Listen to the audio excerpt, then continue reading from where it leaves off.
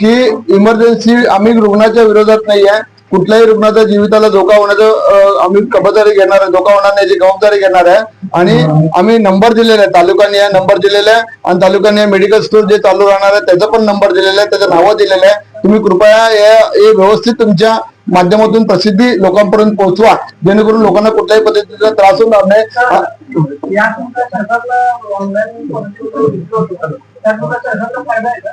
हे काय ऑनलाईनचं कसं आहे, एक डिजिटल प्लॅटफॉर्म म्हणून सरकार एक डिजिटल प्लॅटफॉर्म वापर करत आहे, पण 100% सरकार डिजिटल प्लॅटफॉर्म वापर करत आहे. पण औषधं याच्यातनं वगळावा, कारण औषधं हा पूर्णपणे वेगळी गोष्ट आहे. हे आपण स्वतःहून कुठली औषधं घेत नाहीये. बाकी डिजिटल प्लॅटफॉर्म मध्ये तुमच्या चॉईसने घेता, तुम्हाला कुठला मोबाईल घ्यायचा तुमचं चॉईस आहे, कुठली औषध तुम्हाला काय घ्यायचं तुमच्या चॉईसने घेता. पण औषधं तुमच्या चॉईसने कोणीही घेत नाही. हा डॉक्टरने लिहिलेल्या प्रिस्क्रिप्शनवर आपण घेतो, त्यामुळे आपल्याला चॉईस नाही. मग तो चॉईस नसताना तो डॉक्टरने फार्मसिस्टच्या नजरेखालीच तो घेतला पाहिजे, डॉक्टरांच्या नजरेखालीच आपण तो सेवन केला पाहिजे. त्यासाठी ऑनलाईन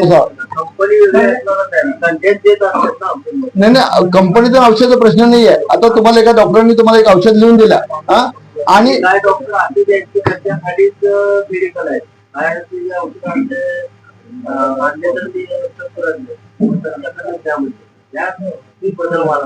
,100% तुम्ही म्हणता त्यात पण बदल व्हायला पाहिजे. त्या गोष्टी पण आपण लक्ष देणार आहे फ्युचर मध्ये. पण तुर्तास काय माहिती आहे का, की आता जे ऑनलाईन आहे, जे ऑनलाईनचं काय होतं माहिती आहे का, आता तुम्ही एक प्रिस्क्रिप्शन घेतला. आता ऑनलाईनचं ऍडव्हर्टायझिंग कसं असतं की माझ्या वडिलांचं मी औषधं ऑनलाईन टाकलो, माझ्या वडिलाला औषध मिळालं, त्यांच्या वडिलाला चुकीचं औषध मिळालं आणि त्यांनी सेवन केलं, त्यांचा जबाबदार कोण? जर ऑनलाईन त्याला चुकीचं पाठवला गेला तर कोण बघितलं नाही त्याला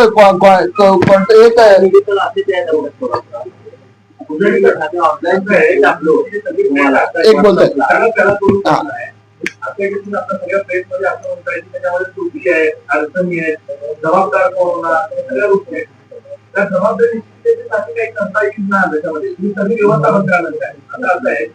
लिंकिट आलं, डीमार्ट आले, त्यामुळे छोट्या दुकानदारांना वाटतं आमचं नुकसान होईल. तुमच्या बाबतीत तुम्हाला कदाचित भीती असेल किंवा आमचं मेडिकलचं काय होईल. 100% मी बोलतो संपर्क केला, त्यांना काहीतरी होतं ते बंद आहे, त्यांना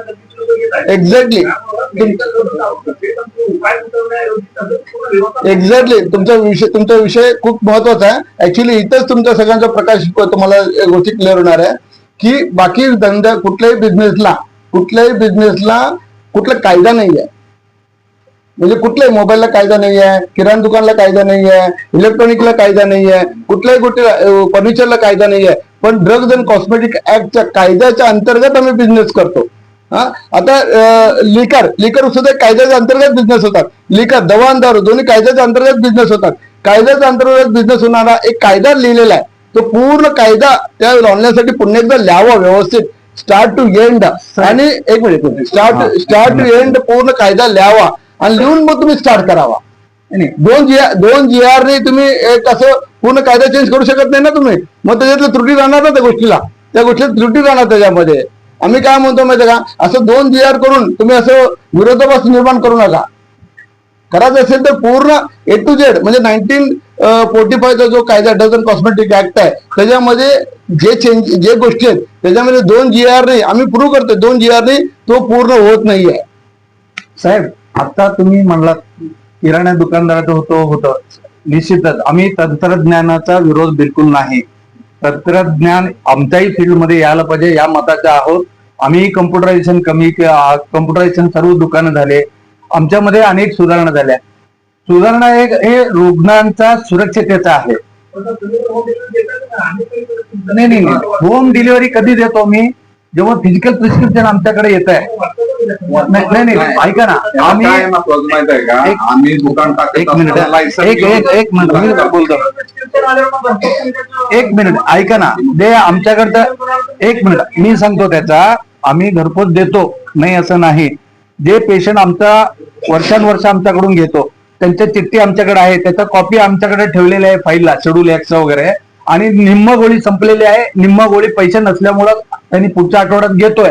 अशा परिस्थितीमध्ये त्यांचा मुलगा कुठेतरी आहे, पैसे तो टाकतोय, चिठ्ठी आमच्याकडे आहे. मग अशा वेळेला आम्ही ते औषधे त्यांचा घरपोच वयोवृद्ध लोकांना देतो कोविडच्या काळापासून. आणि ह्या डिजिटल प्लॅटफॉर्मचा आम्ही आमचा विरोध कुठे आहे, भारतामध्ये अनेक पॅथी आहेत, ॲलोपॅथी आहे, आयुर्वेदिक आहे, होमिओपॅथी आहे, अनेक गोष्टी आहेत त्या ह्याच्यामध्ये त्यांचं वेगवेगळे पोर्टल असू शकतात आणि त्या रजिस्टर्ड डायरेक्टरी मधून त्या डॉक्टरांचं जर शहानिशी झाली, प्रिस्क्रिप्शनचं पडताळणी झाली आणि निश्चितच आम्ही करणार. ते प्रिस्क्रिप्शन पडताळ करण्याचं सिस्टम अजून भारतामध्ये नाही आहे. तुम्ही जे म्हणता ना आम्ही पण करतो 100%. आम्ही कोण करतो? आमच्या आजूबाजूचा रोजचा जो कस्टमर आहे, आम्ही अननोन कस्टमर तो आमच्याकडे आलेला करत नाहीये.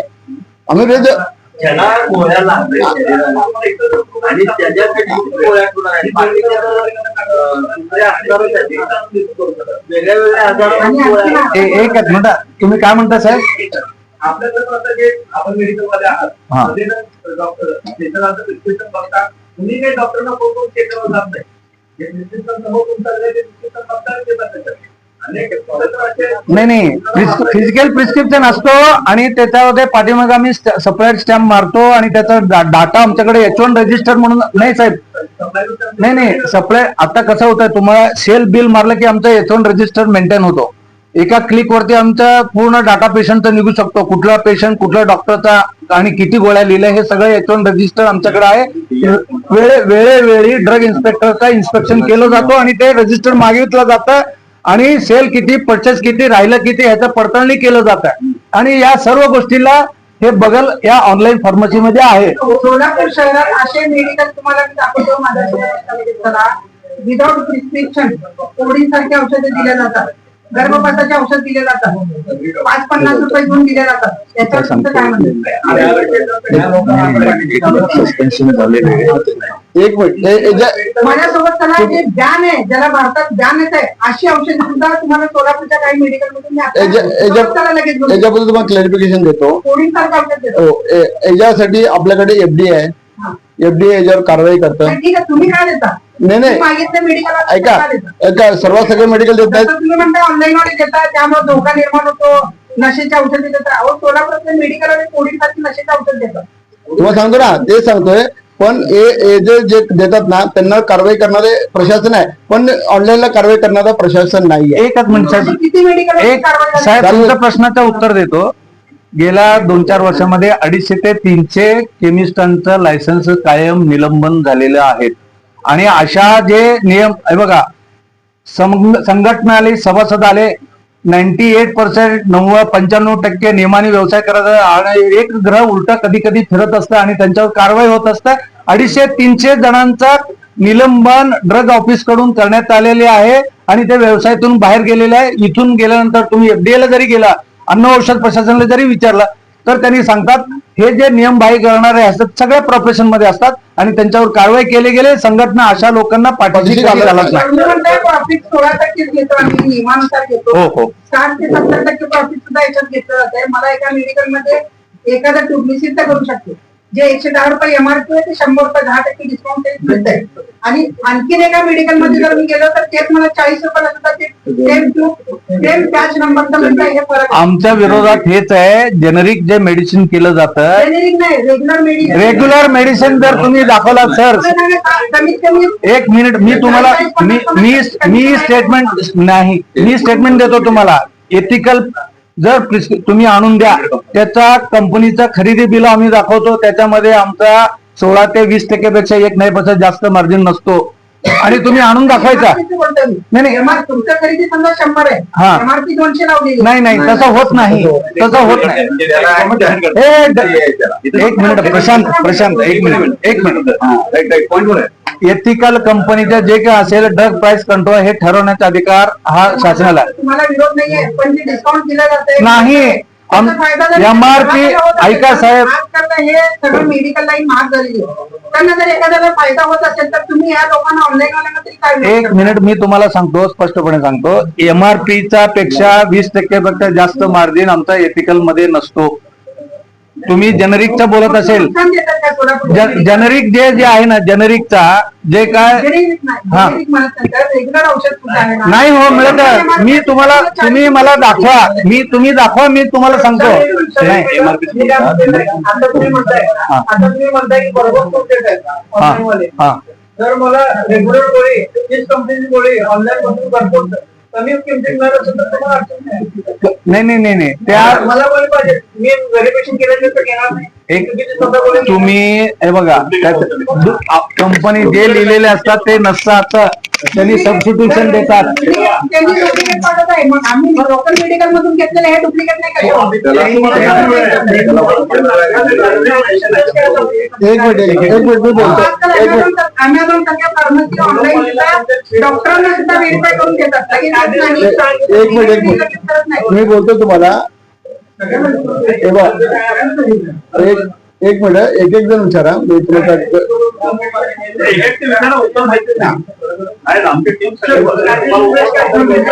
सांगतो. यांनी जे विचारलं ना त्याला तुम्हाला उत्तर देतो. एक मिनिट.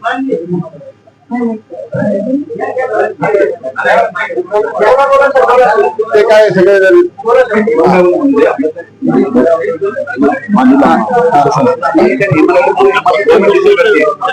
कंट्रोल आहे.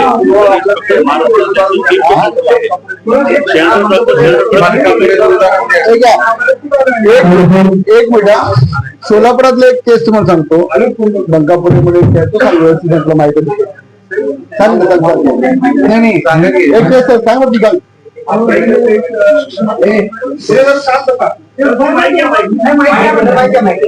जोरात बोल. नाही त्यांचं उत्तर मी देणारच आहे. प्रश्न आहे. यांनी बोलू दे का? हा बोल. कुठून वर बोल.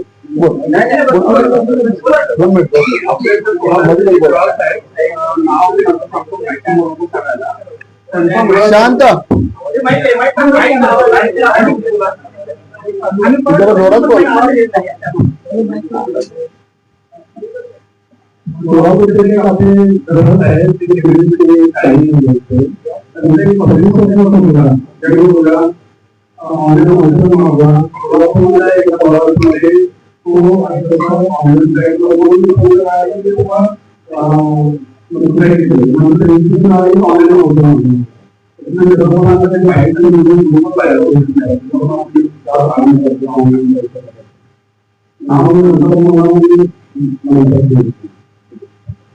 अजून कोणाचं ऑनलाईन